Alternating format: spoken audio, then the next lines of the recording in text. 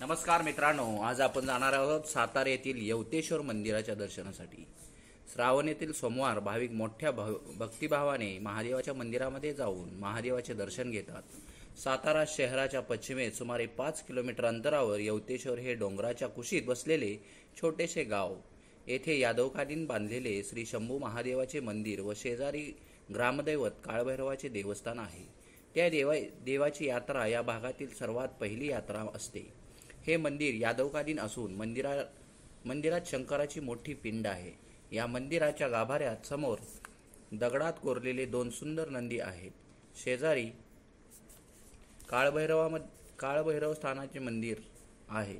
काळभैरवाची मूर्ती द्रविडियन पद्धतीची असून मंदिराच्या कळसाची आतील बाजू पाहण्यासारखी आहे। या दोन्ही मंदिरांना सभोवताली भक्कम दगडी तटबंदी आहे।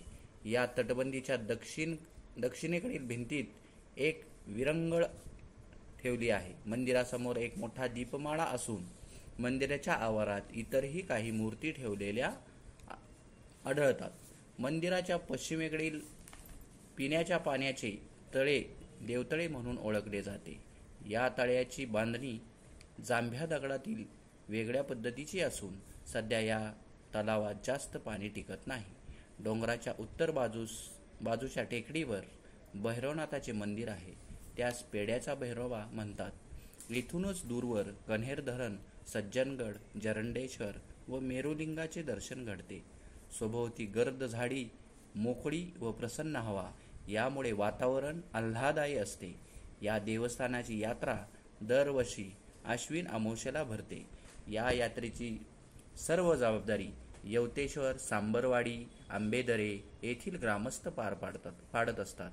पालखीची भव्य अशी मिरवणूक ढोल ताशाच्या गजरात निघून ती पालखी मंदिरापासून काही अंतरावर असणाऱ्या देवाच्या आंब्याच्या झाडावर जाऊन त्या झाडाचे पूजन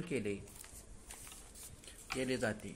या देवाच्या आंब्याच्या झाडाचे खरे वैशिष्ट्य म्हणजे या यात्रेदिवशी झाडाला 1 दिवसात मोहर येऊन पूजन झाल्यानंतर आंबे येतात। झाडाचे पूजन केल्यानंतर गावातील देवतांचे भक्त त्या झाडावर चढून झाडाला आलेल्या आंब्याच्या मोहराची फांदी तोडून खाली आणून ती पालखीत ठेवली जाते।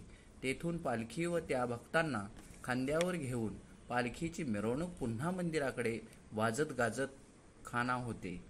या आंब्याच्या मोहर व आंबा आला की यात्रा झाली असे मानले जाते।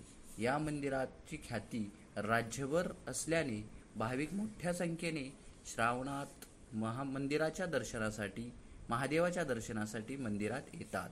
चला तर मित्रांनो, तुम्हीही जावा आणि या येवतेश्वरचं दर्शन घ्या। नमस्कार, धन्यवाद।